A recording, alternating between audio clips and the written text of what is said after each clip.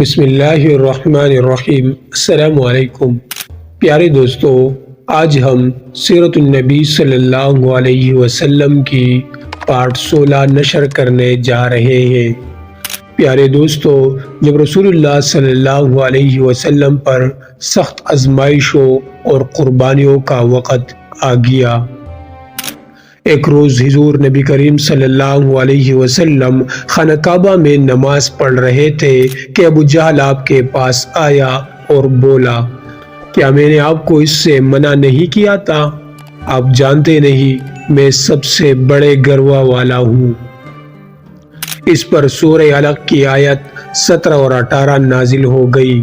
سو یہ اپنے گروہ کے لوگوں کو بلا لے، اگر اس نے ایسا کیا تو ہم بھی دوزخ کے پیادوں کو بلا لیں گے۔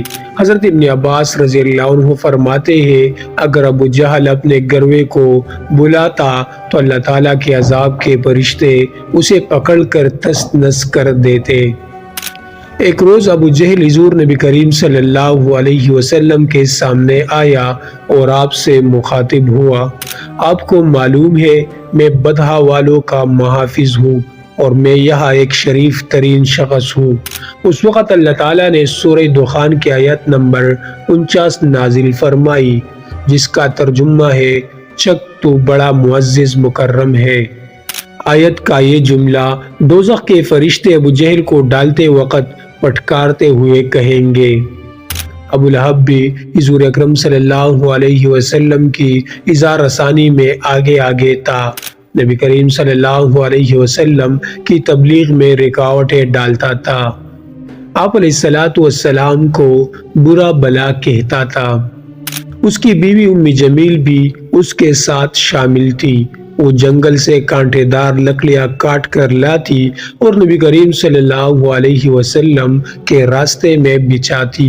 اس پر اللہ تعالیٰ نے سورہ لہب نازل فرمائی۔ اس میں ابو لہب کے ساتھ اس کی بیوی کو بھی عذاب کی خبر دے گئی۔ وہ غصے میں آگ بگولا ہو گئی، پتھر ہاتھ میں لیے آپ علیہ السلام کی طرف بڑھی۔ اس وقت آپ علیہ السلام کے ساتھ ابو بکر صدیق رضی اللہ عنہ تھے۔ انہوں نے ابو لہب کی بیوی کو آتے ہوئے دیکھا تو فرمایا، اللہ کے رسول، یہ عورت بہت زبان دراز ہے، اگر آپ یہاں ٹھہرے تو اس کی بدزبانی سے آپ کو تکلیف پہنچے گی۔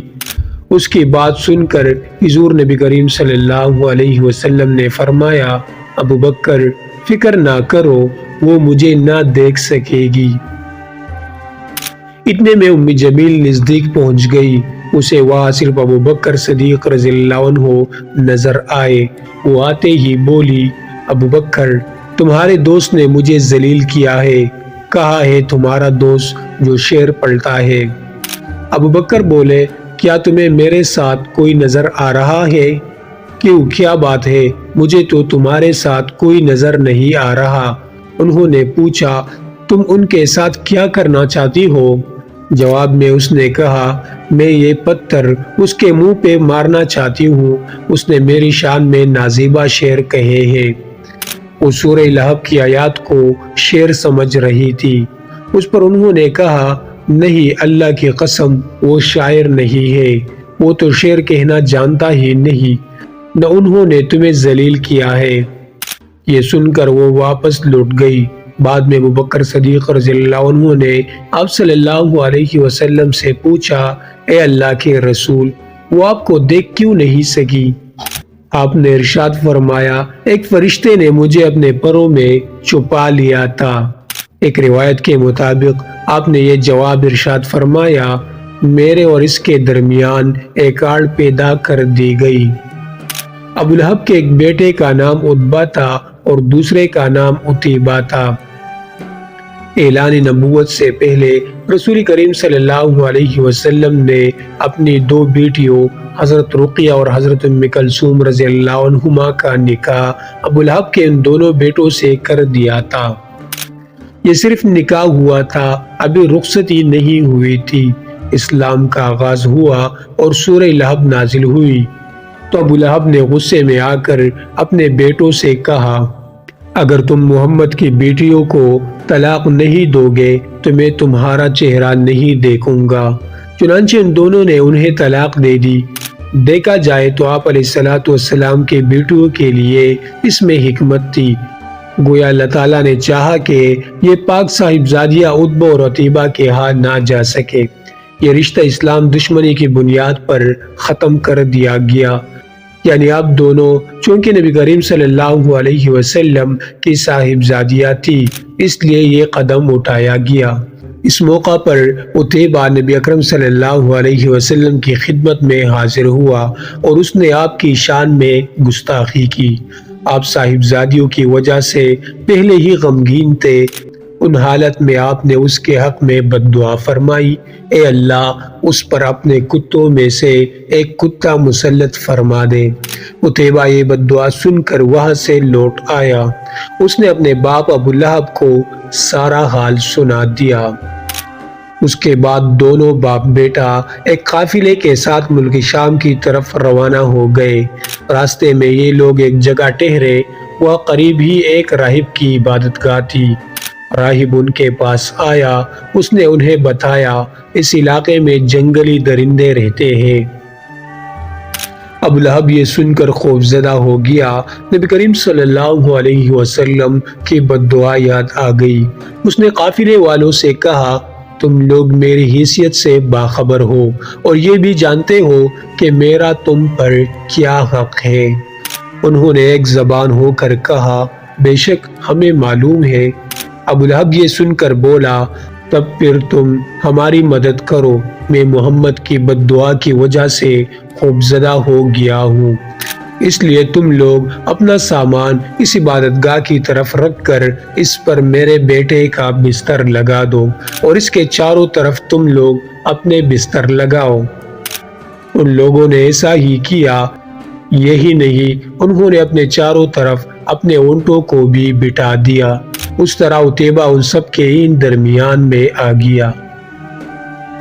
اب وہ سب اس کی پاسبانی کرنے لگے۔ ان تمام احتیاطی تدابیر کے باوجود حضور نبی کریم صلی اللہ علیہ وسلم کی پیشگوئی پوری ہو گئی۔ نصف رات کے قریب ایک شیر وہاں آیا اور سوئے ہوئے لوگوں کو سونگنے لگا۔ ایک ایک کو سونگتے ہوئے وہ آگے بڑھتا رہا، یہاں تک کہ وہ لمبی چھلانگ لگا کر عتیبہ تک پہنچ گیا۔ بس پھر کیا تھا، اس نے اسے چیڑ پاڑ کر ہلاک کر دیا۔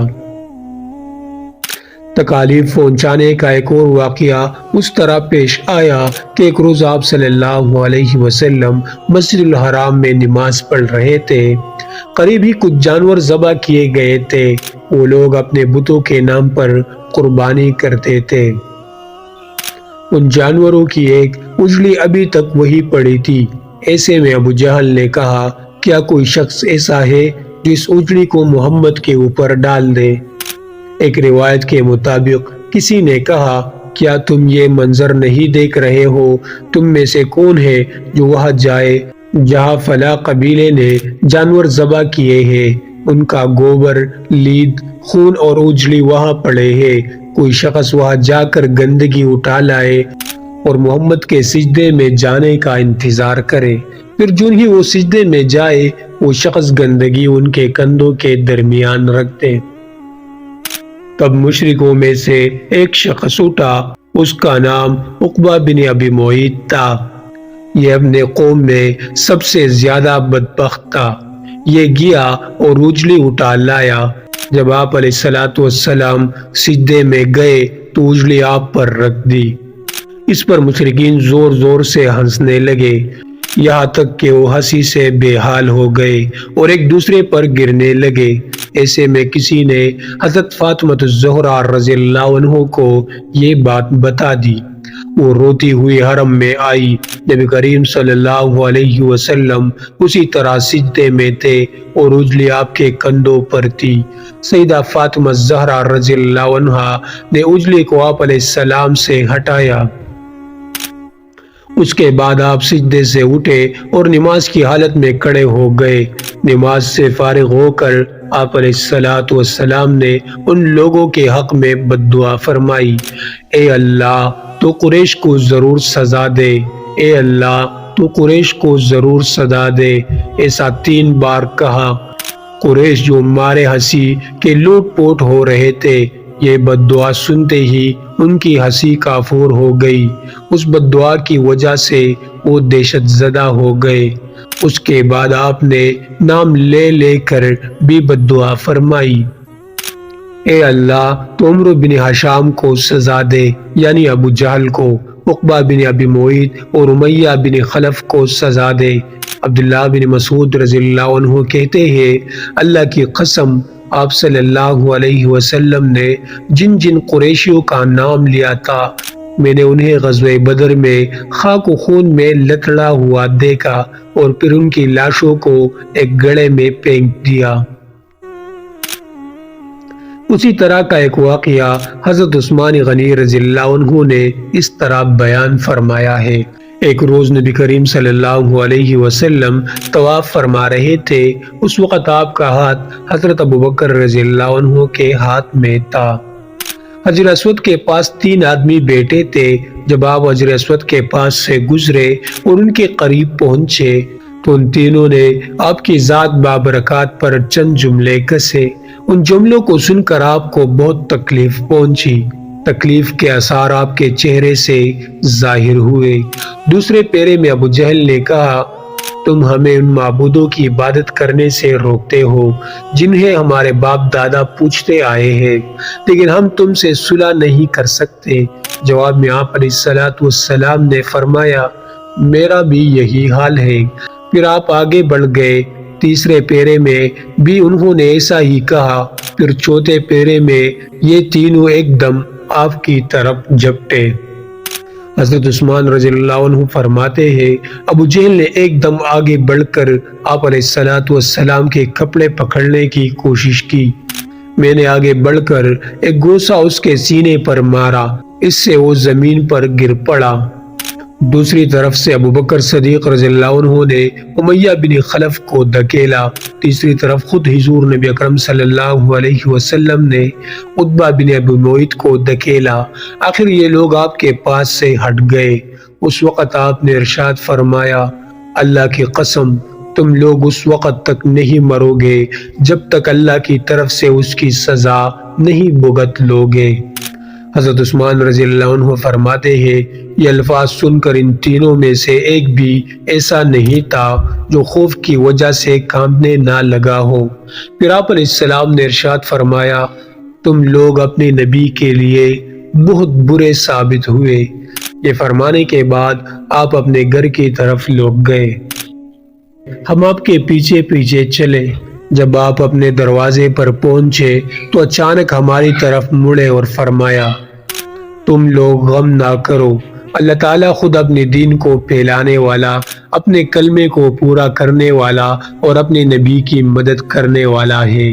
ان لوگوں کو اللہ بہت جلد تمہارے ہاتھوں ذبح کروائے گا۔ اس کے بعد ہم بھی اپنے اپنے گھروں کو چلے گئے اور پھر اللہ کی قسم غزوہ بدر کے دن اللہ تعالیٰ نے ان لوگوں کو ہمارے ہاتھوں ذبح کرایا۔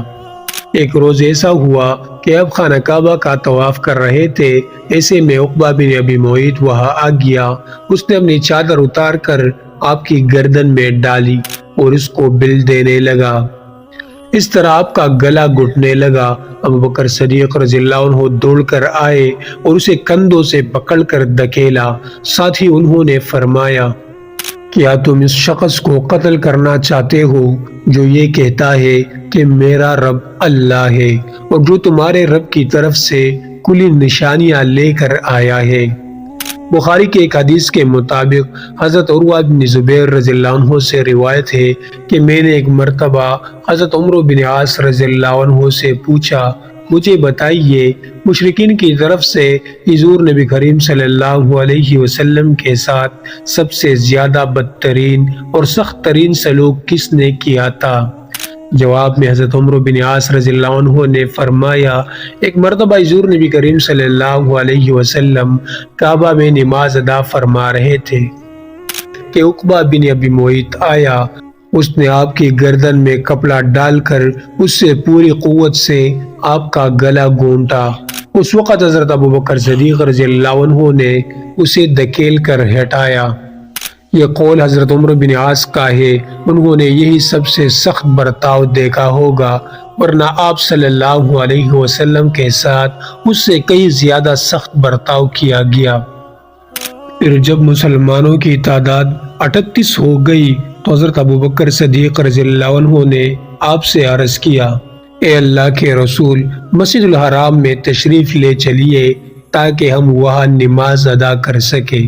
اس پر آپ علیہ السلام نے ارشاد فرمایا، ابو بکر ابھی ہماری تعداد توڑی ہے۔ ابو بکر صدیق رضی اللہ عنہ نے پھر اسی خواہش کا اظہار کیا۔ آخر حضور نبی کریم صلی اللہ علیہ وسلم اپنے تمام صحابہ کرام کے ساتھ مسجد الحرام میں پہنچ گئے۔ حضرت ابو بکر صدیق رضی اللہ عنہ نے کھڑے ہو کر خطبہ دیا، لوگوں کو کلمہ پڑھ لینے کی دعوت دی۔ اس طرح حضرت ابو بکر صدیق رضی اللہ عنہ سب سے پہلے شخص ہے جنہوں نے مجمع میں کھڑے ہو کر اس طرح تبلیغ فرمائی۔